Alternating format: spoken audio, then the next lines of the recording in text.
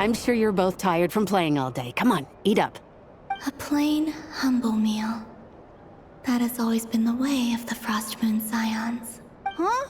How come Lamatti got a midsummer berry dessert? Oh, I always get Lockaberry. I don't mind sharing. You can have a bite of mine if I get to have a bite of yours. They're sharing food? I've never shared food with anyone before. Even at the Harbinger tea parties, everyone just ate off their own plate. And when I couldn't finish my food offerings from the Frost Moon Scions, they'd leave the leftovers out under the moonlight for the animals to claim. Hey! That was 2 bites! Oh, then you can have another bite of mine. Oh, you too. Oh, don't fret now. Here, have some of Granny's too. So this is what it means to be family.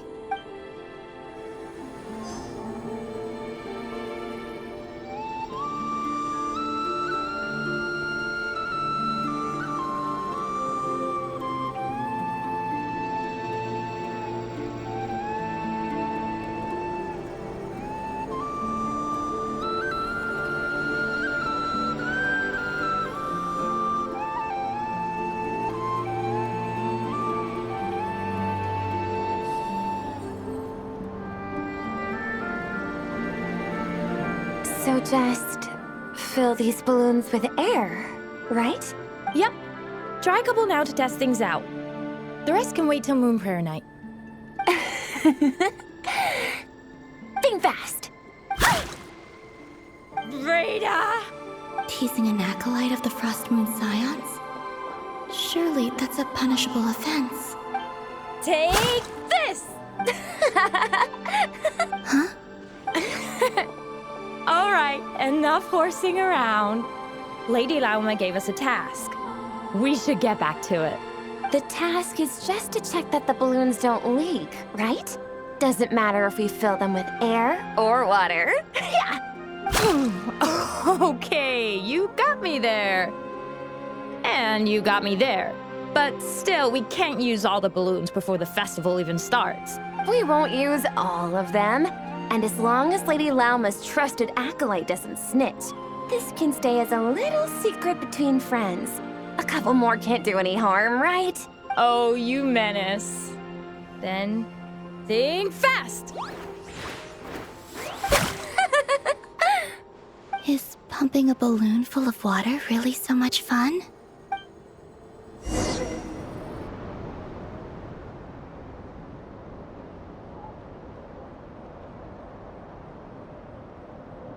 I'm seeing so much that I'd never usually get to see. They'd never act like this when I was around. It's nice, being able to just watch people in peace in these final moments. What a rare opportunity. I think I'll go take a look around Nasha Town, too. Maybe the Traveler will be there.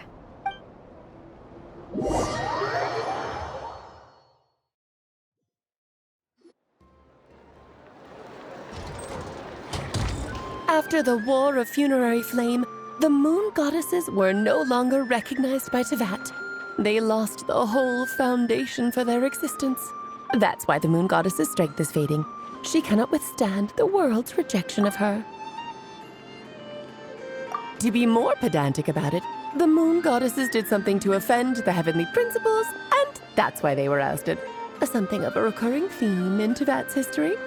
Theoretically, speaking so candidly should put me in their crosshairs too, but they can't tell me what to do. I'll say whatever I want. Anywho, the Moon Marrow energies were but a drop in the bucket for her, and that battle against the Ray Hair of Solnari only weakened her further. Fortunately, it happened close enough to Moon Prayer Night when the Kuvaki concentration here is high. That's the only reason she managed to survive this long.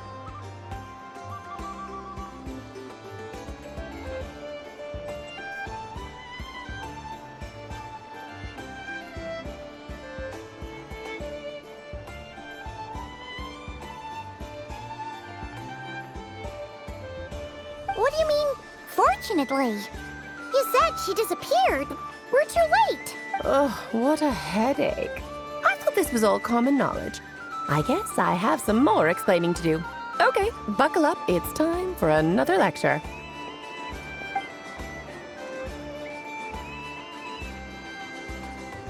Now, I said earlier that the moon goddesses lost the foundation for their existence. The reason for that has to do with the natural order. Basically, the rationale for their existence in Tevat was lost. The same logic applies to the present moon goddess, too. Consider her existence so far. Her comrades in the Fatui called her Damselette, and she was worshipped as Kutar by the Frost Moon Scions. But these connections have now been severed, whether by her hand or yours. So, the rationale that once sustained her existence is now gone. Wait, we did that to her? Oh, well, strictly speaking, yes. But let's not start pointing fingers, shall we? I'll only end up as the big bad villain, and that's not the kind of final boss I want to be. Of course I do. I'm only the greatest mage in the whole entire world. Now, if you wish to find your moon goddess, there are two problems we need to solve. Firstly, we'll need to strengthen the connection between her and Tevat, at least enough to sustain her until Moon Prayer Night. Strengthen her connection. But does that mean I'll have to rally all the Frost Moon faithful behind this? I'm afraid a bygone faith and a former home won't be of any help to her now. Do you know her name? Her name? Oh, yes. Names are very important things. A name is a fundamental concept that anchors one's entire existence. Then your first job is to find it. As a moon goddess, I'm sure she must have a name she identifies with. Neither Columbina nor Kutar is her true name, and she's never really accepted either of them. So, finding out her real name is enough to sustain her existence? Yes, I know it sounds like a small step, but every journey begins that way. So for now, that's all we need to focus on. The second problem is with her plan to use the moon marrows to return to the moon. Unfortunately, piercing through the false sky will take an enormous amount of power. Given her current condition, she won't be able to provide anywhere near enough power, even if she recovers her physical form. But no need to fret. Nicole's the expert in this field, and I'm sure she'll figure something out. Wait, Mage N is going to help us out too? That means we've got 2 Hexacircle mages on the case. This is turning into a pretty big deal. Actually, this is more of a side quest for me. Like you said, I'm a busy lady, so I can't stay for too long. I'll have to return to Tevat's border soon. That's the upside you get for looking out for my little Klee. Hopefully that will incentivize you to carry on keeping her company in the future. Anyway, jokes aside, you'd better get moving. It will take quite a miracle for the moon goddess's consciousness to hold out till Moon Prayer Night. Oh, I suppose I might as well tell you where Nicole is before I leave. Off you go now. Time to meet your new friend. Oh, yes, and a little suggestion. Don't forget to mind your heads.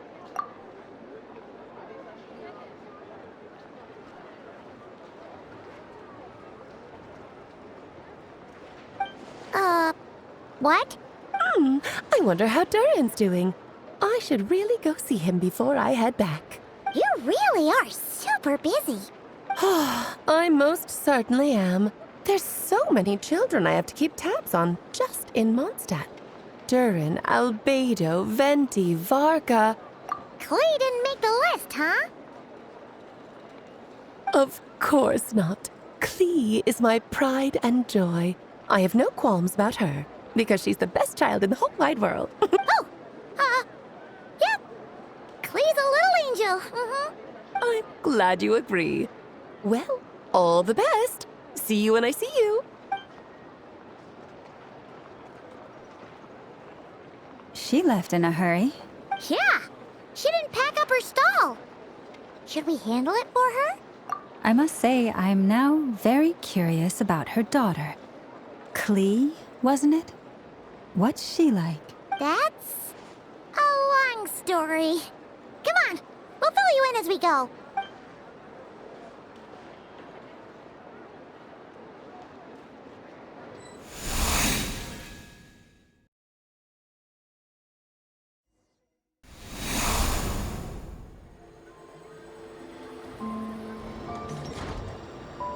What a lively place.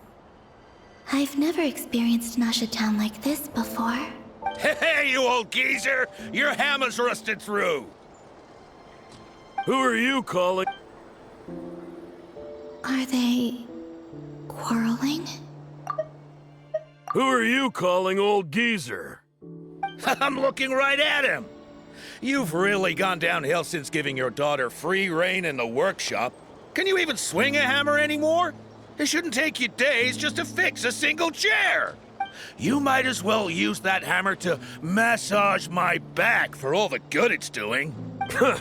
Don't run your mouth, or you'll get a back massage that'll put you in bed for the rest of your life. Look, the materials haven't arrived yet, all right? You know how busy it gets in the days before Moon Prayer Night. I'll bet you send all the materials to your little princess. Blood's always thicker than water, huh? All right, you've made your point, Uncle Koski. As soon as the materials arrive, fixing your chair will be the #1 priority. And Dad, if you've got time to chat, why don't you lend me a hand, See?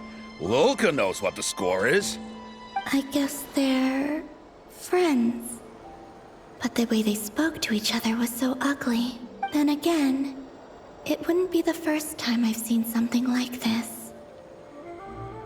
Columbina! Sing outside my door in the middle of the night one more time, and I'll unscrew your vocal cords. You hear me? Oh, Zandrone.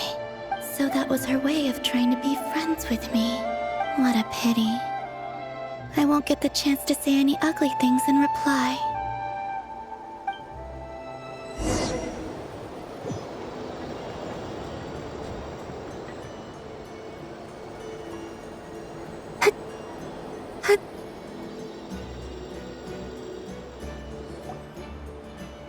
Hey, have you decided what to give her for Moon Prayer Night? I sure have. She's gonna get the surprise of her life when she's least expecting it. Then I'll whip out the ring and pop the question. The surprise of her life. What a fun turn of phrase. Cool, I get the picture. You can spare me the gushy details. Ooh, looks like we have a customer. Hello there, ma'am. Would you like some Moon Prayer Night candy? Huh? Is he talking to me? Can he see me? Here you go. Oh. Come back anytime. Right. Now, where were we? I don't know why, but I still held out hope.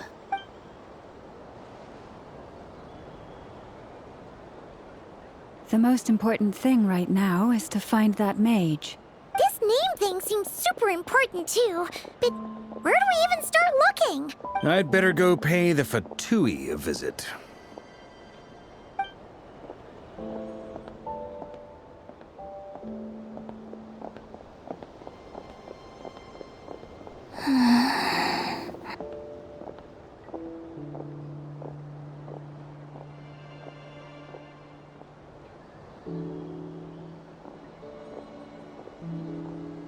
Columbina?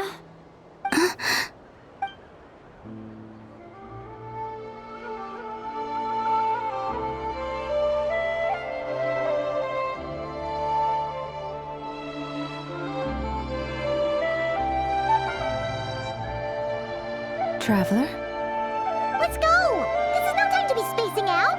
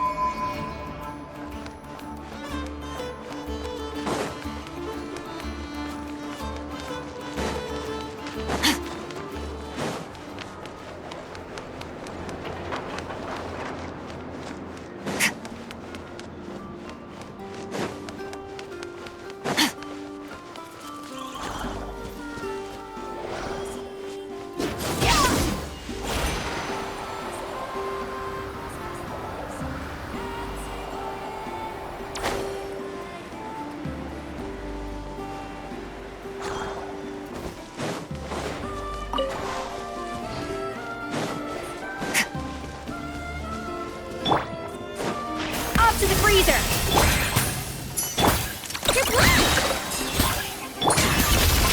Into the void!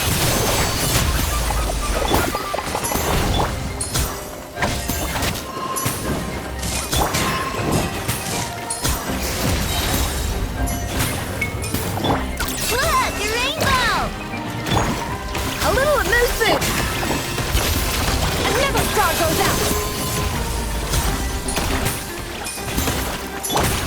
Breaking news!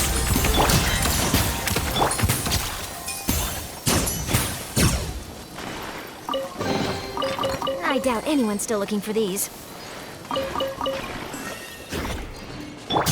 Fearless.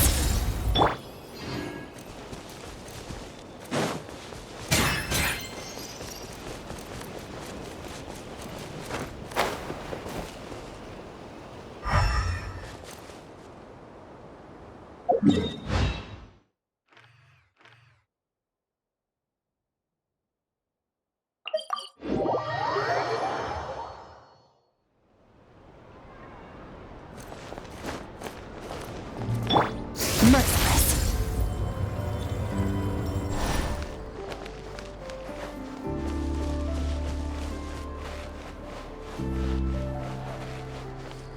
Merciless.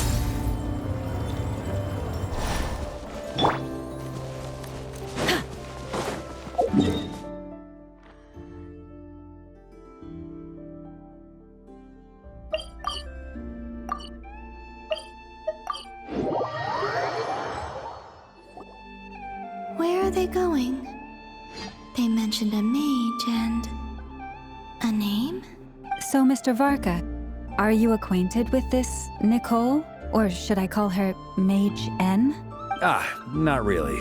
We've never met, though she has come up in conversation. From what I've gathered, Alice kinda took Nicole under her wing. Taught her how to speak in a more ladylike fashion, that kind of thing. Huh. Hard to imagine Alice as an etiquette coach. Yeah. Alice is a larger-than-life personality, I'll give you that. But then again, that's why she's able to draw such an eclectic mix of people into her inner circle. If I remember correctly, being an interesting person is actually one of her main entry requirements. So, if you ever wanted to join the Hexenzirkel, I'm sure— Hey! Don't go around making promises on Alice's behalf. If I remember correctly, being an interesting person is actually one of her main entry requirements.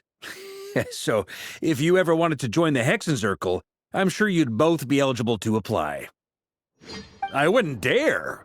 I'm just trying to paint a picture of the Hexenzirkel for you. Okay, sure.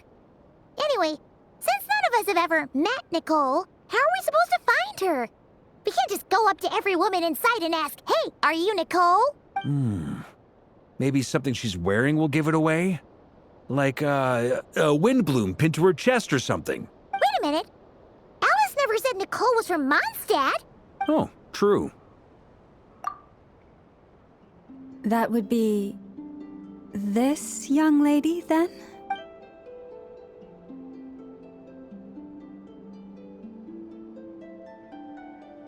Hey there. Sorry to disturb you, but are you Miss Nicole? Varka, Knight of Boreas of the Knights of Favonius. Alice might have mentioned me before. Have we got the wrong person? Sorry. Well, this is awkward. When I shook my head, I meant, no, Alice hasn't mentioned you before. Huh? Where is this voice coming from? My apologies. For certain reasons, I am unable to speak. This is the only way I can communicate with you. It might take some getting used to, but I hope you can understand. Hey, it's fine. I'm more shocked by the fact that Alice never speaks about me. I mean, As for you two, we have crossed paths twice before, but it is nonetheless a pleasure to finally meet you. It's really you! Thanks for all your guidance in the past. You're quite welcome. This time, things are different. We have reached the unwritten pages of the story. You might say that we stand at the crossroads of fate. Now then, allow me to formally introduce myself. My name is...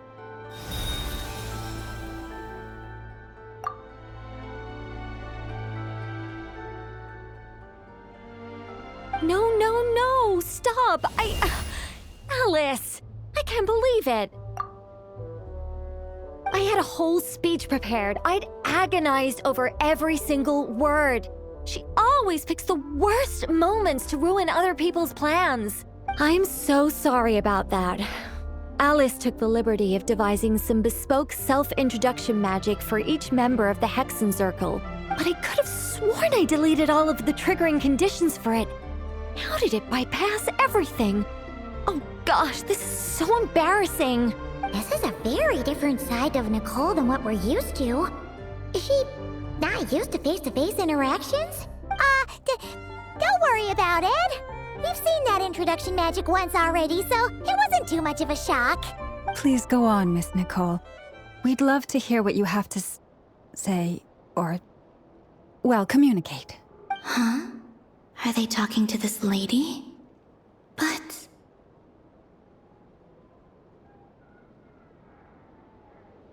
Will you all promise to forget that horrendously embarrassing introduction? Sorry? Embarrassing? When? Yes.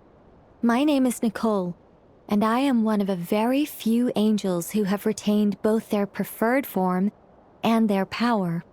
The Traveler and Paimon should be no strangers to this concept. There is another of our kind in Natlan. They call her the Lord of the Night. All right! Paimon remembers her. Yes. Well, I have retained more of my power than she. It's because I don't have a long-term duty to fulfill. To be more specific, no. We'll be here all day if I get into the specifics. Moving on. If I'm not mistaken, you are here because you wish to learn how one might reach the moon beyond the sky. That's right. Is that something you can give us any guidance on? Yes, I do know a way. It began with the Hyperboreans, who lived after the War of Funerary Flame. Blank looks. Maybe I should start with the background of the war, or maybe not. It shouldn't be an issue. I'll fill in the gaps for you when we have more time. Anyway, after that war ended, the three moons retreated to beyond the false sky. The Hyperboreans were humans I once aided. They accepted the civilization and creations bestowed upon them by the angels.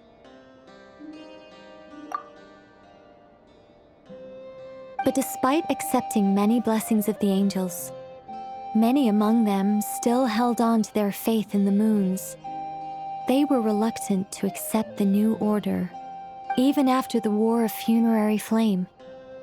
They sought to contact the moon goddesses beyond the sky and receive their guidance. But all three had passed away by that point. This mage has a unique method of communicating. Is she talking about the moons? Yes, but they did not know. And so, still they prayed for the moon goddess's mercy.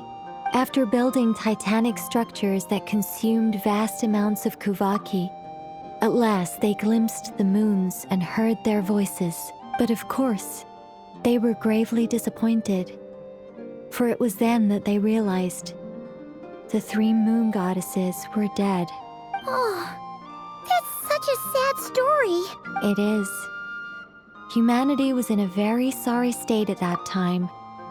The angels who had once aided them were gone, and the War of Funerary Flames had left them homeless and destitute. Just a second, I gotta ask. How relevant is all this history to the task at hand? Well, I mean, it's... Okay, it seems we've drifted into irrelevant narrative waters. It's been a while since I've had the chance to speak inside someone's head. As soon as I got started, I lost control and the words just flowed out like a waterfall. What I'm trying to say is... Right, yes, that's it. The relevant part is the ritual created by the Hyperboreans. The fact that they bypassed the false sky and saw the true moons implies that they successfully built a connection between Teyvat and the outside world, which means, with enough Kuvaki and a sufficiently stable connection, it should be feasible to send one person over the border. Okay, so they built some kind of portal? Oh, yes. A portal. Yes. Is something wrong? You sound disappointed. I just didn't expect you to summarize it so well. It turns out I could have said all that in one word, if only I'd managed to think of it. No, please, it's fine. This is invaluable knowledge. I'll be sure to record and preserve everything in writing. Oh, really? Well, in that case, I suppose I could backtrack and add some more detail. I did gloss over a few things so far. Whoa, whoa, whoa, time out. Let's summarize what we've got first. The Hyperboreans were the last ones to use this method, right? So we somehow need to find whatever structure they built and make sure there's enough Kuvaki to power it up. Luckily, we have the moon marrow of both the eternal and iridescent moons, so we're all good for Kuvaki. Which means the key issue we need to focus on is finding the place. Am I right so far? Yes. Although I expect the structure is long gone by now. That said, what if we could take advantage of the phantoms to travel back to a time when it still existed? Well, travel back isn't quite accurate. It's more like we'd be creating a handshake between 2 points in space-time. We wouldn't even have to pick a time when it still existed. It could just be a time when it still appeared in phantom form via projection, or we could project our own phantoms, fold them together at... You look lost. Was that too hard to follow? Yeah, things got a little, technical there. Paimon's brain is reaching capacity. All right. Let me think about how to put this more simply. Okay, got it. Over the next few days, I'll search for phantoms that we can use. Once I find one that meets the criteria, I'll let you know and we'll regroup. By completing certain rituals, specific individuals will be able to enter the phantom and make it to the Hyperborean structure. If everything checks out and it looks feasible, we'll just need to wait for Moon Prayer Night, and we can send the Moon Goddess back home. I'm really skimping on the detail here. Is this making any sense at all? I think so. For now, we'll just wait to hear from you. Yes? Great. Counting on you. In the meantime, we'll focus on finding the Moon Goddess's name. Yes? Basically, yes. My name? Are they looking for a way to stop me from disappearing? Excuse me, Miss... Go on, Miss Nicole. This conversation was a little all over the place. I didn't catch your name. I am Lauma, of the Frost Moon Scions. Ah, I did wonder. I noticed that you listened very intently when I spoke about Hyperborea and the moon's history. If you'd be interested, I'd love to visit you this evening and go through it again in greater detail. Also, if you were serious about making a record, it would be too risky to simply write down the raw details as is. I would suggest some tweaks. Maybe rewrite the stories as fairy tales or fables, perhaps even prayers. Anyway, we can cross that bridge when we come to it. So, see you later then? Oh, and no need to prepare anything. Just a cup of tea will do. See ya! She seems friendly. It's just... It's so nice to find someone who's actually willing to listen.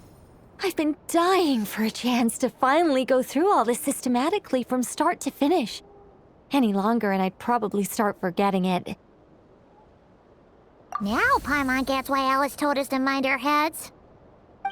Ha ha ha ha, what did I tell you? A lot of quirky people in Alice's orbit. Now then, the next order of business is, where do we start looking for the Moon Goddess's name? Maybe the rest of what Nicole has to say might give us some clues.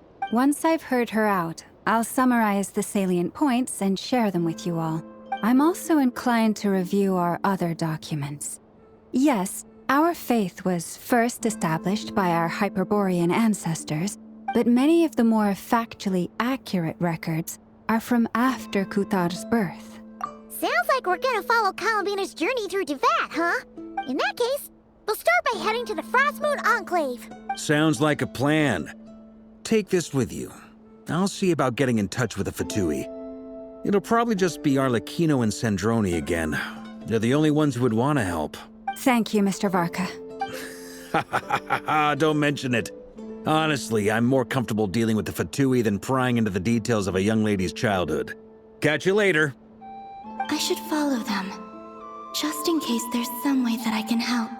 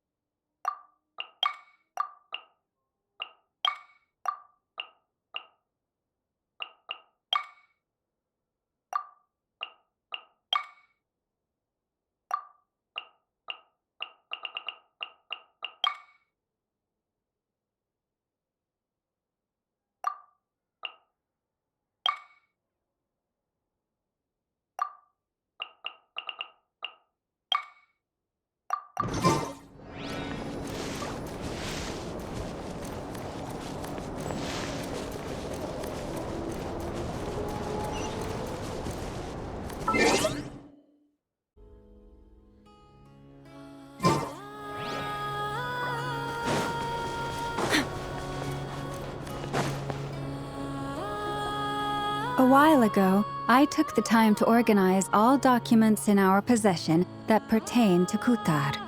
What you see here is the material I consider reliable.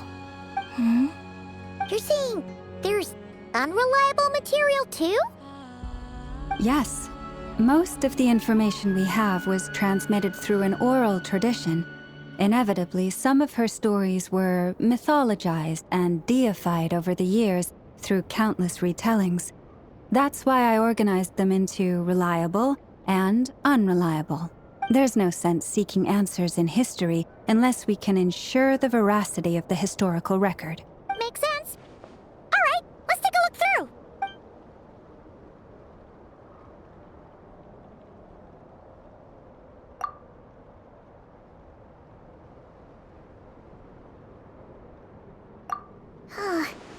Almost all these records refer to Kutar instead of Columbina. Although neither of those is her real name. Paimon's not sure what point she's trying to make. What we can gather from these records is that the Frostmoon Scions worshipped her as a god, placing impossible expectations upon her. I cannot fault them for their earnest faith, but for all their devotion, worshipping her day in, day out changed nothing. I imagine that none of it resonated with Columbina. It wouldn't surprise me if, even back then, she had already begun to reject the name Kutar and everything it represented. Lauma speaks the truth. When I heard them call upon Kutar with hope and expectation in their voices, They may as well have been calling upon somebody else.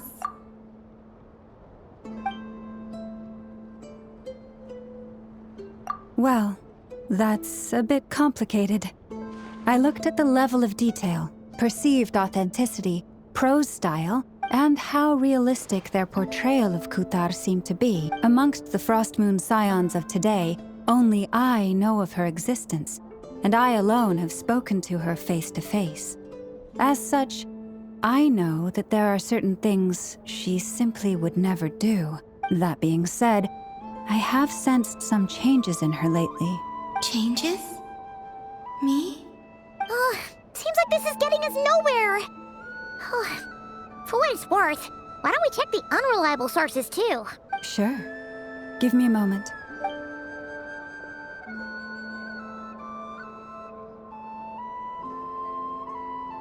Exerting but a fraction of her divine might, Kutar sheared a great mass from the snow-capped mountain and cast it into the sea, upon whose surface shone the mirror image of the moon. Thus was formed the island of Hisi. Yeah, right. That doesn't even begin to pass the sniff test. The 3 moons are not but lies through and through. Only one moon has ever shone for us, and Kutar is her name. The vast majority of ancient texts are filled with fanciful tales like these. I trust you understand my criteria a little better now. Kutar did not speak, merely gazing into the distance in silence. And where her gaze landed, this was her prophecy. Clearly, whoever wrote this text never even met Kutar. Otherwise, they'd know that her eyes are always closed. What about you, Traveler? What are you reading? Come on, let Paimon see. The child wished to build a wooden nest with which to shield a fledgling bird from the cold. But being so young and lacking in strength, the child could not snap the branches from the trees. Kutar was passing by.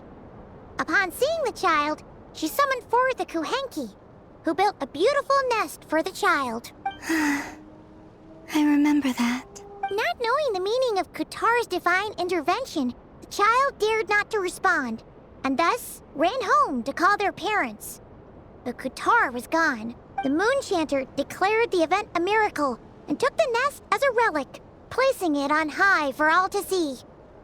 The child was named as one favored by the goddess and was greatly respected amongst the people. Yet, no further miracles were bestowed, and this matter was forgotten in but a few years. Any thoughts after reading that? Yeah, Columbina probably just wanted to join the kid in making nests. Ah.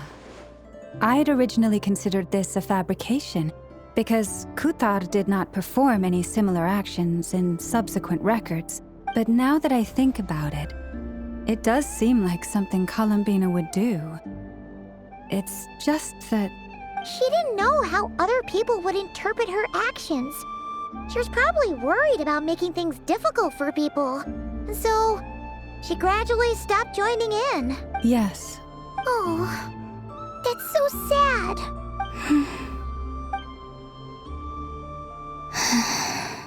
And now, I can make no such gestures of warmth, even if I want to.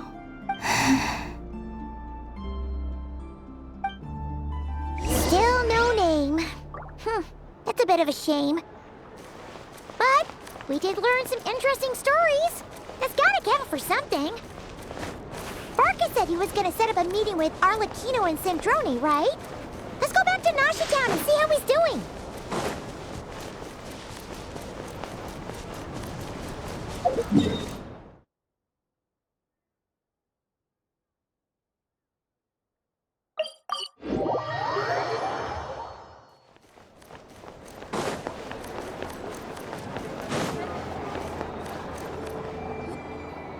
Let's see. There's Varka. Oh, and it's Durin and Albedo too. Yeah, this is pretty much the same place we bumped into each other last time. I convinced them to stick around a little longer. We were all waiting on people, so I figured having a little company would help pass the time. Ah, so you've been waiting for us? Does this mean that you've already arranged things with the Fatui? Sure does. Now you're back, we can go meet up with them together. How'd your investigation at the Frost Moon Enclave go? Well, we didn't find out Columbina's true name. But apart from that, it went pretty well. Aha, just as well that I didn't tag along then. I'm sure our moon goddess wouldn't want every man and his dog knowing all about her private life. Still, desperate times, desperate measures, I guess. Someone had to do it. So, Varka was waiting on us, but what about you two? Are you waiting for Alice? Oh, no. We already met with her. We discussed that experiment I mentioned to you last time. Oh, and she also handed me this communication device.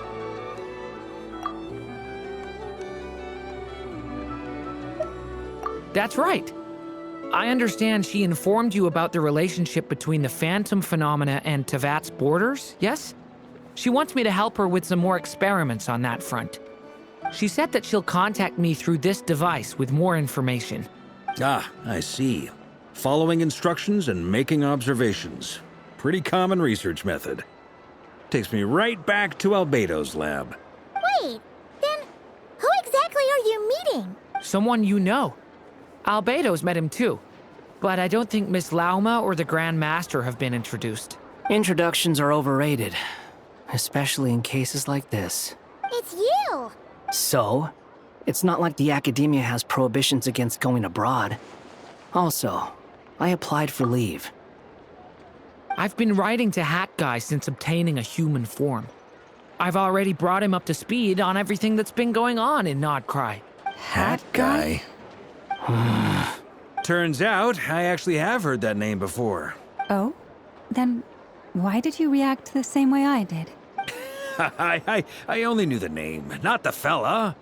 But since we're all here, let's do some introductions for what it's worth. I'm Varka, Grand Master of the Knights of Favonius. Lauma, Moon Chanter of the Frost Moon Scions. And I'm a Driosh from the Vahumana Darshan of the Sumero Academia. Hat Guy. Good to see you again, Mr. Guy. I believe we last saw each other on the boat ride here. Mind you, the only reason I came here is because there's someone I want to look into. Who's that? The Doctor, also known as Dottore, second of the Fatui Harbingers. From the tone of your voice, it sounds like there's bad blood between you. I was reviewing our archives and noticed that a lot of information about him was missing. Left a bad taste in my mouth. That's all there is to it. Dottore, or Zondik, as he was then known, once studied at the Academia, but he got kicked out before he could graduate.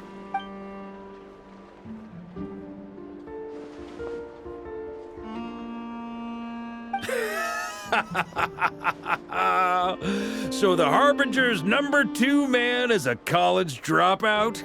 How embarrassing for them. Last we heard, he was planning something. We actually heard that a few times before, even coming to Nodcry. But we haven't seen a trace of him since we got here. He only appears when something interests him. For all we know, he might have left already. But the fact he did something here at all is worth noting. It'll fill a couple extra lines in his file. Why does it sound less like a file you're writing and more like a criminal record? Anyway, we were just about to meet 2 of the other Harbingers. Want to come along? You might learn a thing or two about him there. Sure. Even though they're Harbingers, well, they're old acquaintances of ours, so, you know, when you talk to them, try to be... I got it. The Frost Moon Scion's relations with the Fatui remain tense. Forgive me if I do not attend. In that case, we'll continue assisting Miss Alice with her experiments. Good stuff. Everyone's having a fruitful time. All right, we better get going. I'll lead the way.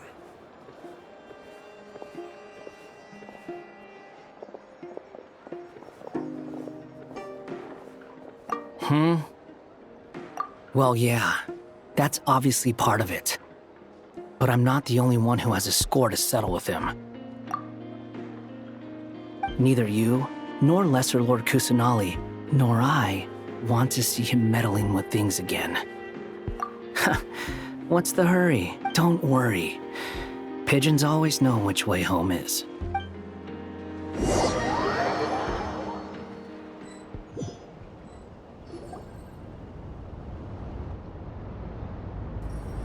You made it. Who is this? A scholar from Sumeru. They call him Hat Guy. He's an old friend of the Travelers. Wait, this is the academia representative you wrote about? He doesn't exactly look the part. I believe this will prove my identity. You'll notice it bears the seal of the Sanctuary of Surasthana. Well, what do you know? So it does. All right then.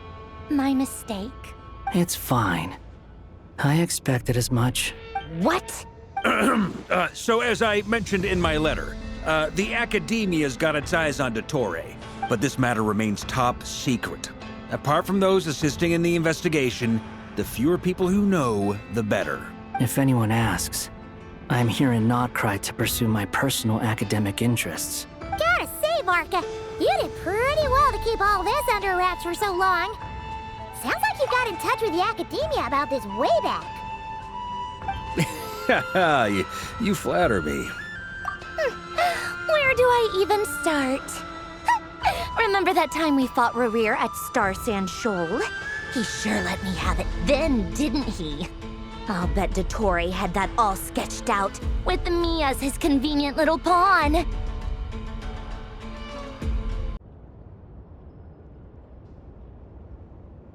He could not care less about us if he tried, but hey! The feeling's mutual.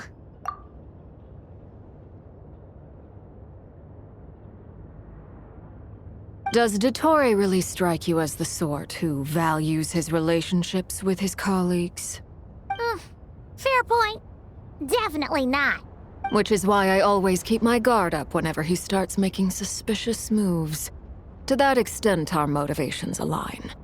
On top of which, I consider you trustworthy people. Now, back on topic.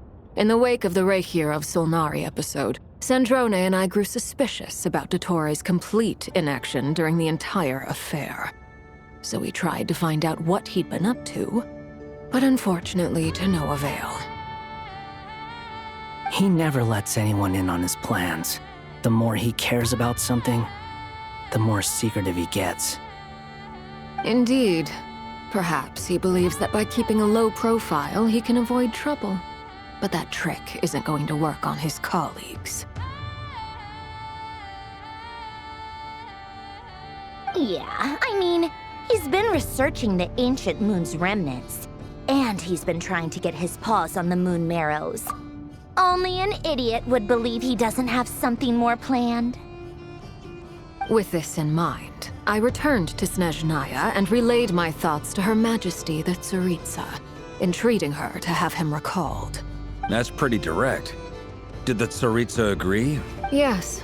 I made it abundantly clear that the Fatui's business in Notcry is almost concluded, and we do not need 3 harbingers in this territory. Her Majesty concurred. Accordingly, Dottore has returned at her orders. I imagine he is continuing with experiments, which no one besides he would ever have any interest in. Common sense might mean nothing to him, but he's not stupid. He knows that no good can come from opposing the Tsaritsa. Smarts alone won't get him all the way. He needs the Rooster's resources and Regrator's Mora, both of which the Tsaritsa can strip from him by waggling a finger. But doesn't he have a track record of publicly following orders while going against them in private? He probably has it down to a fine art by now. Wouldn't put it past him. We worked together on a research project once. Only briefly, but it was enough to show me that we're fundamentally different people. He has no interest in doing things methodically, stage by stage. His thoughts jump all over the place, and the moment his curiosity is satisfied, or he gets the results he wants, he disappears. The only similarity we share is that, once we set our minds on doing something, we will see it done, whatever it takes. Oh, we definitely saw some of that in your battle with Rerir. You got so competitive. Ugh, do not remind me. Then I believe we all concur. Dottore will not simply give up. Fantastic. Now this is turning into a whole day of unpleasant memories. Ugh. Are you talking about the moon marrow stuff? He also strikes me as the kind of person to disregard experimental regulations, ruin all the equipment, and go way over budget. Then leave the first person he can find to deal with the fallout. Exactly. This one time, he was running some high-temperature experiment and the substance exploded. But does he care? No. He orders his subordinates to open the device so he can observe the results, which causes the gas inside to leak out. That gas was poisonous. If I hadn't been there, who knows how many people might have died. And after all that, he left while I was still cleaning up after his mess.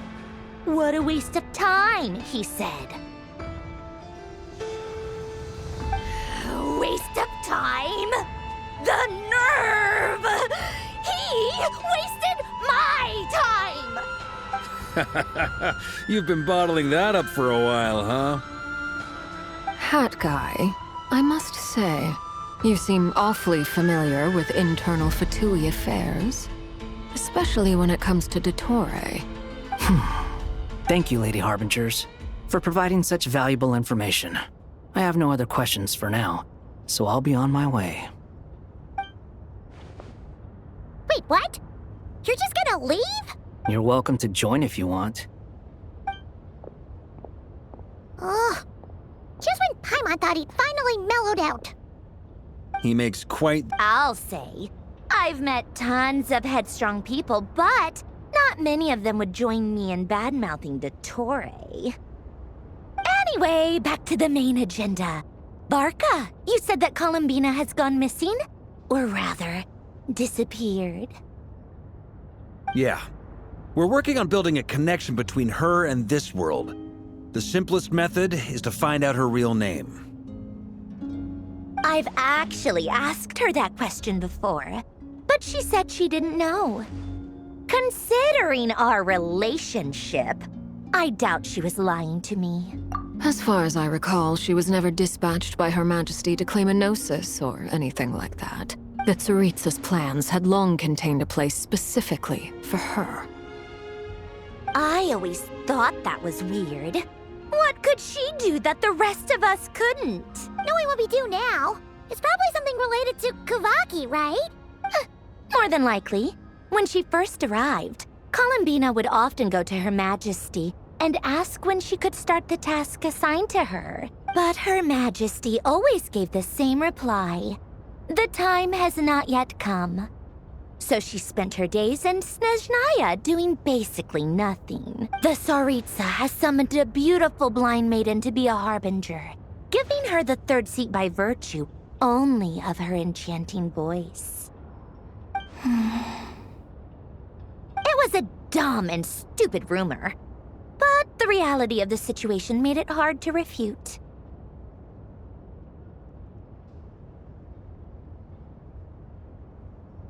And what happened after that? I imagine she stopped caring. She no longer seemed to care why she had been recruited, and Her Majesty never gave her any missions, so she just continued to sing in the flower garden.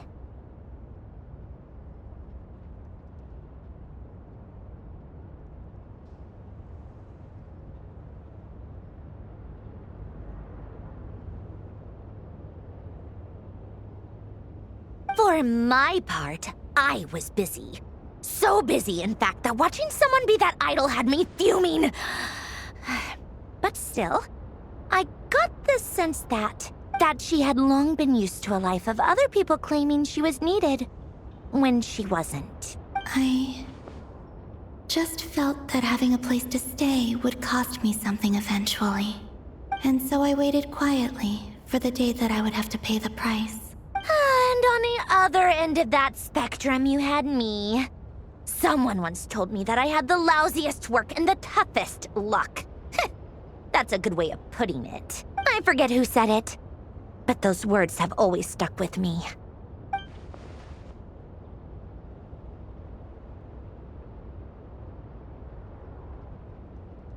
But you've done your job exceptionally well all this time. Because at heart, you are a conscientious person. What is it? Something come to mind? That makes sense. Nothing screams you are needed like your name shouted from across the town. Well, good luck with it. But if you ask me, Columbina is still the most shoutable name. I'm just so used to it now. After all the arguments we've had, I can't be bothered trying to remember another name for her.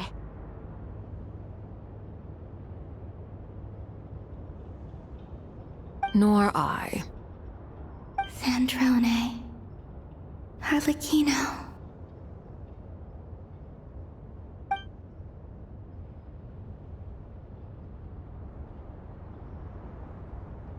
Huh! It's a Sealy! Does that mean Nicole has news for us?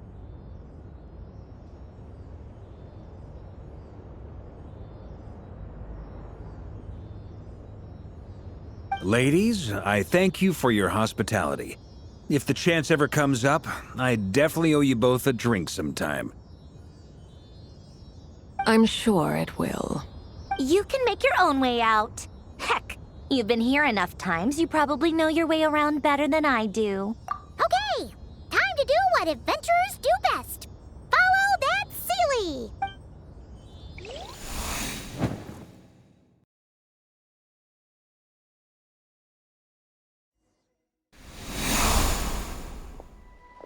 Here you are.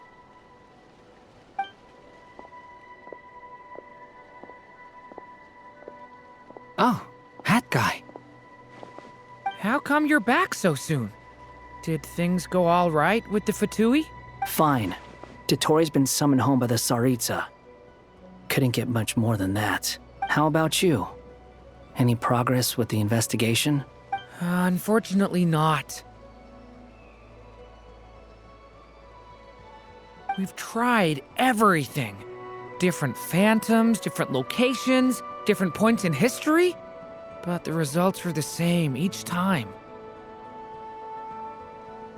Abyssal monsters roaming the land. People crying out in despair, with no hope of being rescued.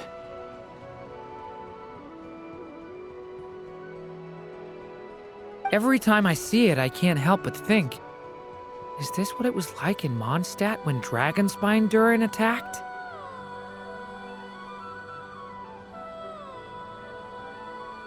And if I fail in the task I've been given, will I create yet another tragedy?